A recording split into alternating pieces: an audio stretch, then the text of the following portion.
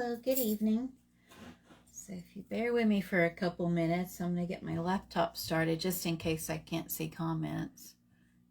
The ongoing struggle with Facebook Lives and doing them, because my favorite part is being able to interact with you guys.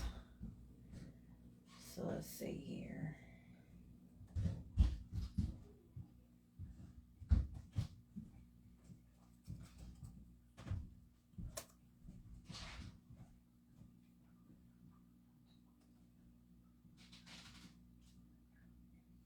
And let's see, here we go.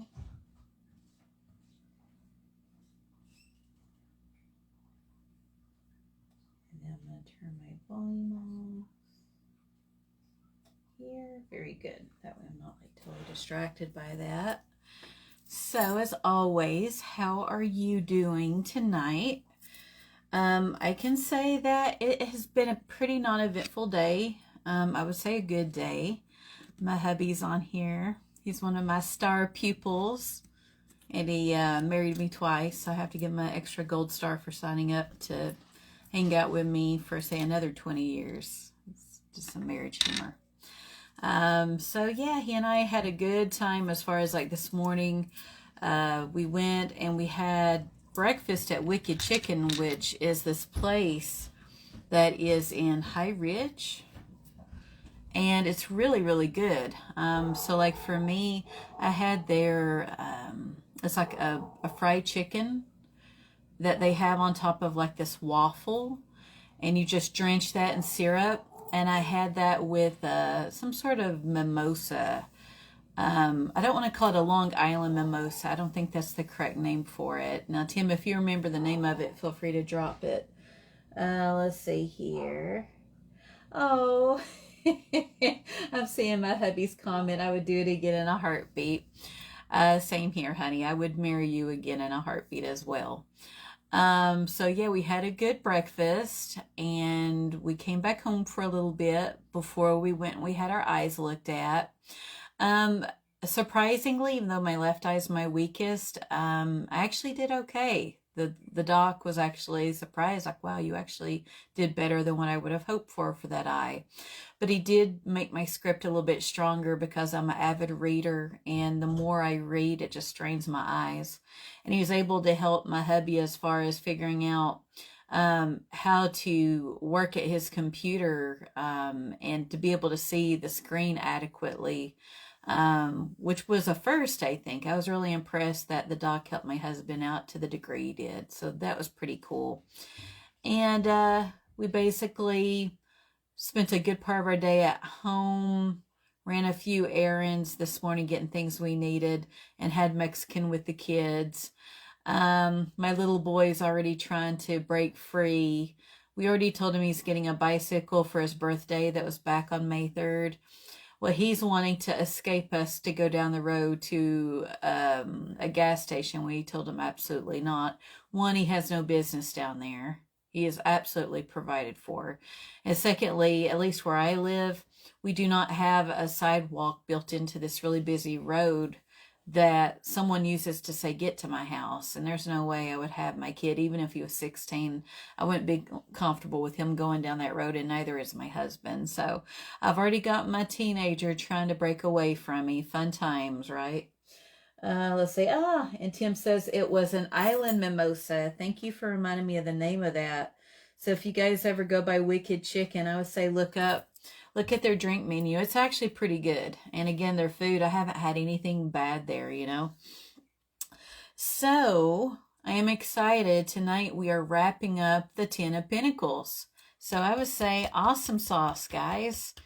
So all that we'll have left after tonight would be the court cards for the Pentacles. And I think what I'm going to do is, because I've got a lot of stuff I'd like to get done at home, and tomorrow's my last day off before I go back and I work the weekend. I think I may just take tomorrow off and not do a go live. I think I will. And then next week, I'll post on my off days when I'll be doing the go lives, and we'll delve into the court cards a bit.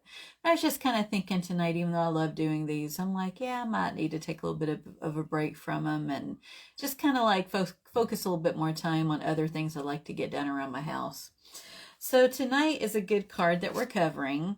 Kind of briefly alluding to last night. If you missed it, don't worry about it. You can like see the go live from last night in our group, or even hop onto YouTube and look at Mountain Crow Tarot, and you'll find all of my tarot teaching moments there. So last night with the Nine of Pentacles, we are looking at somebody very self-sufficient, independent, through a lot of hard work and discipline, basically accumulated a lot of wealth and material type stuff, very fulfilled at life, right? But like we were talking about, this figure is alone. So she is not surrounded by other people, right? And that energy was comfortable being on their own, right? Well, the big difference between the 9 and the 10 is, I'm about to show you the 10. The 10 has all sorts of people in play. So here we have, look at this little elderly guy. We've got a little old man. Okay, and then he's got some doggies in the picture. He's got some younger people in his family. There's a little child right here. If you look around, you'll see the various things hanging on the walls. Tapestries. There's those grapes again, which we generally think of as wine. And yeah, just looking at all that stuff here, right? I'm just holding it up pretty close to where you guys can see it. So basically, as always, just check out what's going on in the picture. We definitely do have more than one central figure in sharp contrast to the 9 of Pentacles. And look at what's going on in the background and kind of reflect of how this card makes you feel, because that's how we build on our intuition and really intuitively reading these cards. So we are coming to a close with the Pentacles. So, you know, they go from Ace, which is synonymous with 1, all the way to 10. And so this is the end of this journey. And so we're seeing material success, very much like we saw in the 9 of Pentacles. One of the sharp contrasting differences is now we've got other people that are included with this abundance. And so this card is very much a call to family. Now, family can be defined differently. This could be literally the people who share your bloodline. So it does have a bit of a call to our ancestral ties. So like the things that are hanging on the walls, those tapestries, they are interpreted as like one being a family emblem. Another one, like when I say a family emblem, I'm talking like a crest. And like another would be symbolic of, say, the ancestry. Okay, so it'd be like the family tree. And one person I think of like automatically, and I don't think she still has this, but years ago she did. My mother-in-law, Lisa, she used to have literally a tree painted, and she would hang various pictures up on the tree she painted of her family. And I think that's a rather still popular thing to do with a lot of people. So this is very much being proud of your lineage. This is, again, we're looking at long-term accomplishments, which both the 9 and 10 share. So through very hard work, discipline, perseverance, we have a lot of material wealth and security that has been established to where this family lives very comfortably. Their needs are met. They don't have to worry about where their next meal is coming from. And one important thing to note is, unlike a lot of the other cards we've reviewed, none of them are paying much attention to the pentacles around them. Usually when we're like, you know, looking at these cards, they're making some sort of contact with the pentacle. With this one, they're honestly not. They're not even paying attention to it. I think that's very symbolic because it shows that they've been established to where they don't have to worry about basically meeting this goal of accumulating this. They've already met that goal. They sustained it. Life is good. They're not literally having to grasp onto pentacles. Does that make sense? So if anything, I feel like this card more so embraces the energy of them just enjoying each other's company. And it's really symbolic, I think, of not just our family that we're connected to by blood, but it's the family we choose in life, in the form of people we meet along the way on our life journey, close friends, and so forth. They become your family. And especially with relationships. So say if someone, say if they are courting, which that's what we call it back in Tennessee, they're dating. Well, this would be where the two families approve and they get along together well, to where somebody probably will not date somebody if their family does not approve. Unfortunately, this can carry a little bit of a burden. If the person that's coming to court someone from their family is seen to be somehow inferior, less than, not bringing anything to the table, this would be a hard situation to walk in on. Now, with it being in the upright, we're talking about the upright good energy of the card, because this is a very much good energy.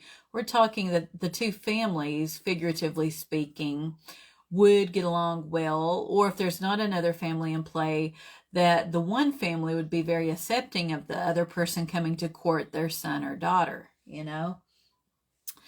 And so let's say if it is a single person, they may be looking to have more ties to their community and to build on to their friendships, relationships, to where they're well established in life and life is good, but they want people to share it with, and they want to at some point leave some sort of legacy behind. So this card also represents the legacy we leave behind with our hard work and our efforts.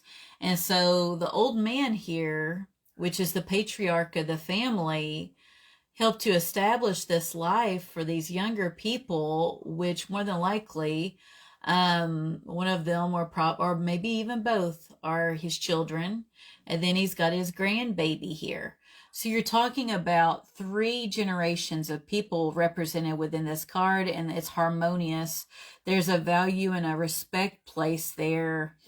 So that is certainly a way of looking at this. With career, in reference to that, life is good with that. Someone's really prosperous. They're making the good money. They've got job security. And then with finances, they've invested it, saved it, very secure. Again, long term. They're not thinking short term. This is somebody who's very scrupulous with their spending. And that's why they've reached this level of securities with a lot of hard work and forethought there. And even though it has nothing anywhere that I've read, this is just me seeing this. This again is not to taint the overall energy of the card, but you know how like we all get to this point in life where life is good and we've got our mojo going and a flow. I hate to say it. It's almost like waiting for the other shoe to drop. I see a tower. And that's probably my cynical side. I'm sure the artist didn't mean this. This is just what I see. I see that tower in the distant background, thinking at some point that life happens and that this may change and it may not stay the same. And I think one way of looking at that is just to be grateful for the people you love, your friends and family, and to value them and get your time in with them, because we have no promise of tomorrow and of this time with them. So I very much feel like, to me, seeing that tower in the background represents really being grateful and getting in that time with your loved ones, because you don't know what tomorrow will bring. So when I see that tower, that's my interpretation. That was not written anywhere. So I'm going to read over some descriptors just to be thorough. So we have wealth, comfort, security, enjoyment, property, family. So we're talking about generations. So we're looking at the descriptors in regards to family being legacy, roots, ancestry, tradition. This could represent a marriage, so the coming together of families, a windfall, which would be like an influx of money, stability, permanence, and satisfaction. So with love, I'd mentioned that this is possibly the joining of two families, and they are hoping their families approve of the other one. And I just thought of the movie where this was very prominent, which is My Big Fat Greek Wedding. I don't know how many of you guys have seen that, but in that first movie, it's Tula, I think was her name, or Dula. I want to say it's Tula. Tula, ended up meeting a Caucasian man with no Greek ancestry, and her family, namely her father, was not accepting. He wanted her to marry a Greek man and carry on these Greek traditions that were important to their family. But, she couldn't help the fact that she loved this white man. And so the white man loved, Tula so much. He's like, he bent for her. He's like, I want to learn about your culture, anything to be with you type of thing. And because he kind of compromised, they were able to make the relationship work. And he was successfully able to be integrated into that family. But it also shows how he brought his family in. And when his family met her family, the dynamics is actually very comical. So I feel like that movie would be a really great representation of the challenges that can be presented with the joining of two families. Because it's very true. If, you marry somebody, you are marrying their family, for better or worse, right? And then stability. So again, we do have stability with relationships. Usually if someone asks you, or if you're reading for yourself about, the status of your relationship and if it will continue to improve, this card would be a resounding yes, showing that it's on a very good, steady, long-term path, So you're looking at possibly an engagement, or marriage. So it's a good omen for that. With career, again, a very lasting, stable career. Finances, we've got stability, an influx of money. And I mentioned a couple examples, but it also includes retirement, savings, when people write their wills and leave things to their loved ones. That could be part of this too. So people could be getting things that used to belong to a dear loved one who passed, whether it be material possessions or money of some sort. But we are looking at these things being passed on. So let's see here, the symbolism. So the old man seated in the archway to the estate, okay, he's seen as the head of the family.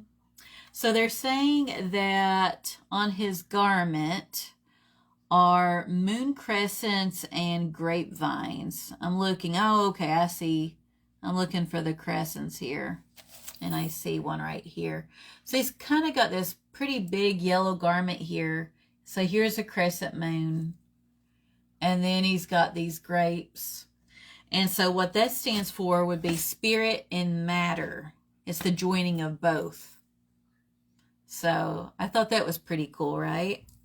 And then the flags with the emblems being symbols of history and ancestry. So we had talked about that.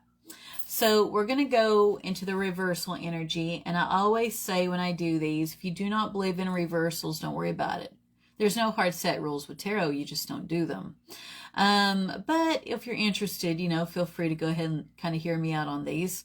So we're generally talking about the opposite energy of the upright card.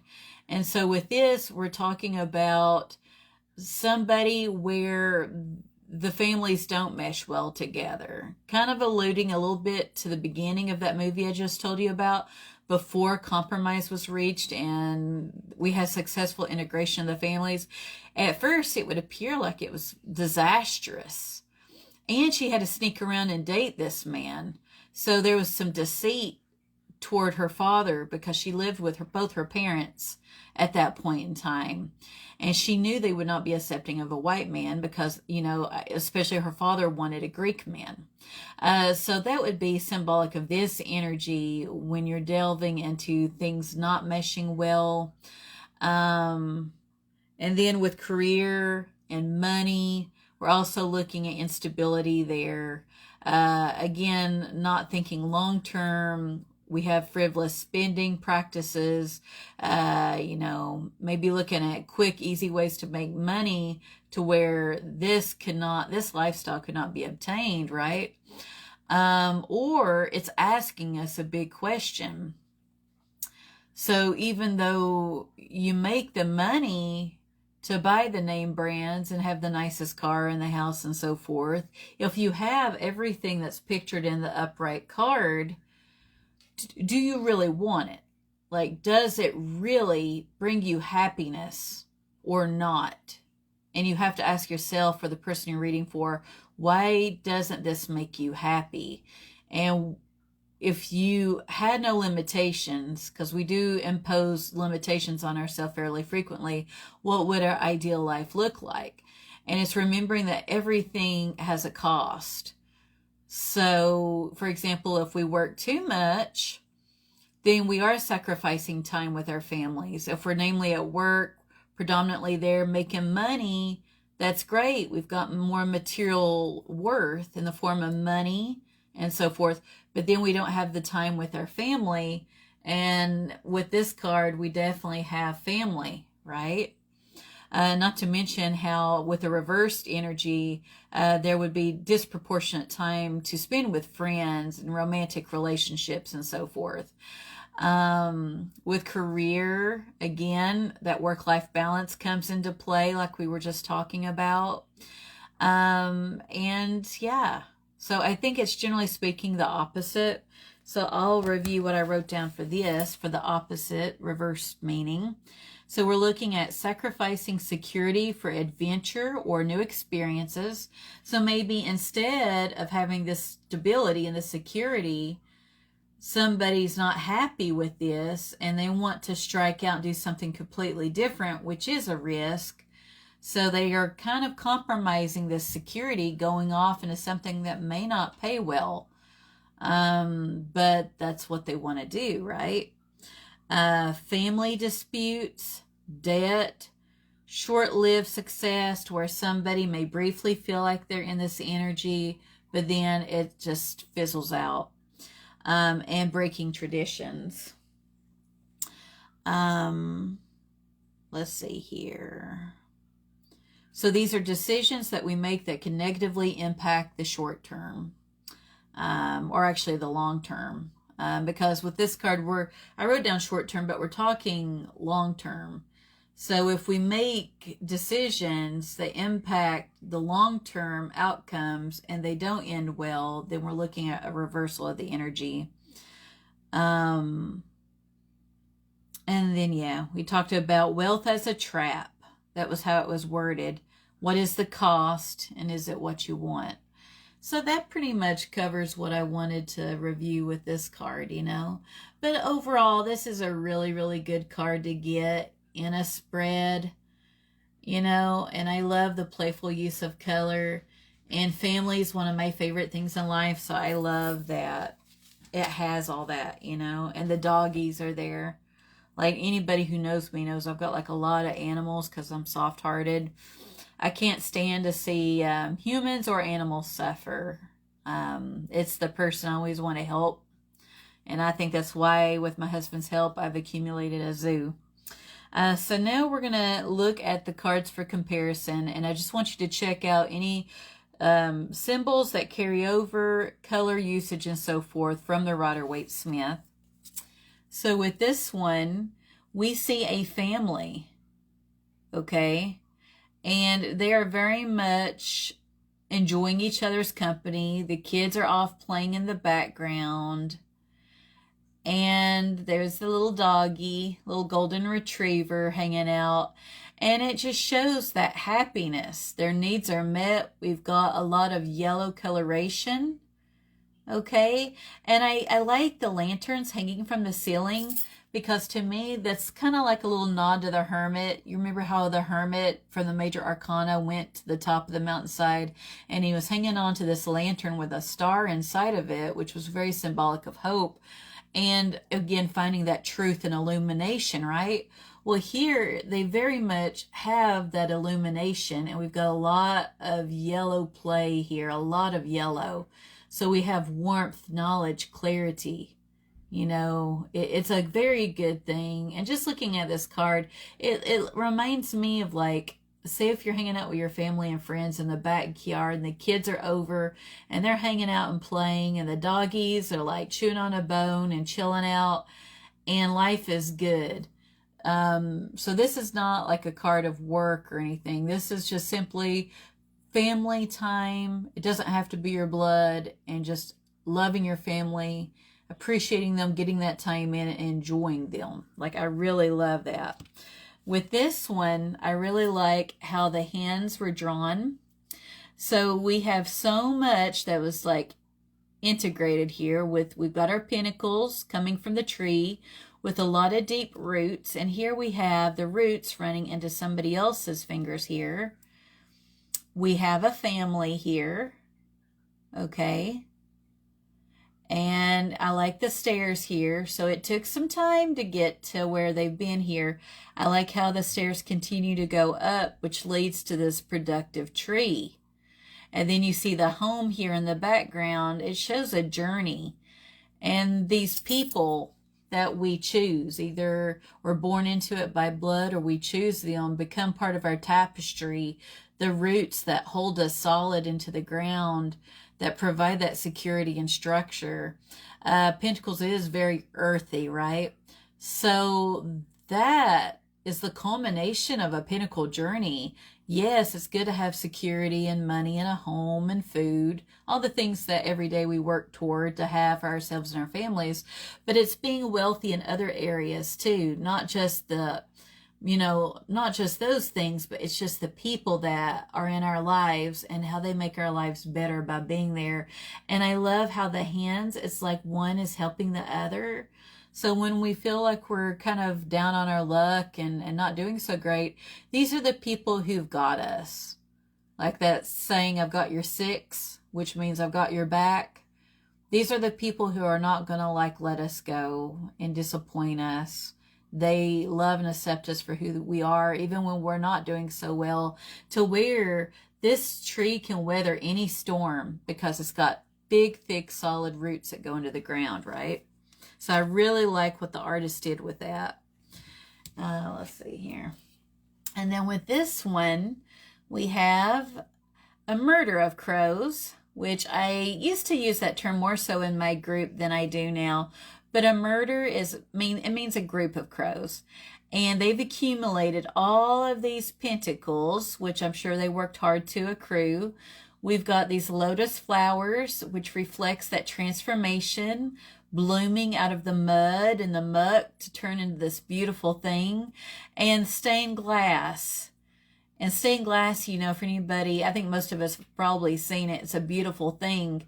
I like how, to me, this card is like a huge improvement from the Five of Pentacles, where it shows the two people who do not look well, very disheveled, walking past the church, not going into it for help, but not even looking, you know, anywhere through the windows. They're walking past it. With here, I just see them, we don't have that energy. We have this abundance. We have them keeping company to each other. We've got beauty in that stained glass. And this is like the stained glass you would see in a church. To me, this is a nod to like our faith, you know. And I like how this guy is standing on some rocks. Okay. And so we have that structure and stability, and we've got that greenery here. We've got that productivity and growth. And it's just beautiful. And we have the sunflowers, which is a nod to the sun card, or even the Nine of Pentacles. Her garment had sunflowers, demonstrating that success and abundance and happiness, right? And even, you know how I always wrap these up with a card not based in Rider-Waite-Smith. I think this might be my favorite card of the Hush Tarot deck, because you guys know, as I've used it for teaching purposes, I mean, I'm not a big fan of it, really. Even though the art's cool, it just doesn't resound with me. But I think this is my favorite card. I like how we've got this person here, and we've got this big, beautiful flower, which is representative of all of her hard works, like nourishing this plant from a seed, tending to it, the right soil, correct amount of water, sunlight, you name it, and it became this big, beautiful plant. And she's sitting on the side of this stone bridge, and she's just, you know, kind of in the moment. But the thing is, I feel like it still does a disservice because she's alone in the picture. I get more Nine of Pentacle vibes from this because she's alone and she's not surrounded by others. Because like I had pointed out toward the beginning of the Go Live, and even alluded to a bit last night when I was teaching about the Nine of Pentacles, the main difference is the Nine, we have an independent energy, okay, that self-sufficient, stands alone, and that energy is fine with being alone. With the 10, we're talking more about the community and the other people and sharing the abundance. So I still say it does the 10 of Pentacles a disservice to have this card, but I don't hate the card. So I'm going to hold them up so that you can kind of compare here. And so that's why I always say, for people new to reading tarot, get you a deck based on Rider-Waite-Smith, because it's going to be a lot easier to learn from. Because you have symbols and colors that carry over, which with the 10 Pentacles is quite a bit to take in when you think about it, you know. And then we have this. Again, I love that, because it just adds layers of meaning, you know. This is probably one of my favorites, though. I just love just the bright color usage and the kids having fun. That's probably some of my favorite memories are with my family. And just being outside with a good book. I might have music going, I generally do. And having my kids hang out and play. Having my husband, you know, smoke something on the smoker. Having a clean house always makes me happy, of course. And just in that moment, I know when I'm an old lady and I'm at the end of my life, that's what I'm going to be thinking back to. It's not going to be, did I have the nicest whatever? It's going to be thinking back to my family. So I feel like it's the culmination of efforts. It's kind of like, ultimately, this card asks us, what are our long-term goals as we're working through things in life to accumulate material things? What are we hoping to achieve, right? So yeah, I like it. So I think this wraps us up for this week.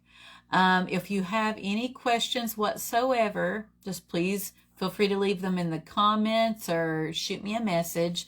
And of course, if you need a reading, message me, or you can even check me out on my website, which is on mountainCrowtarot.com.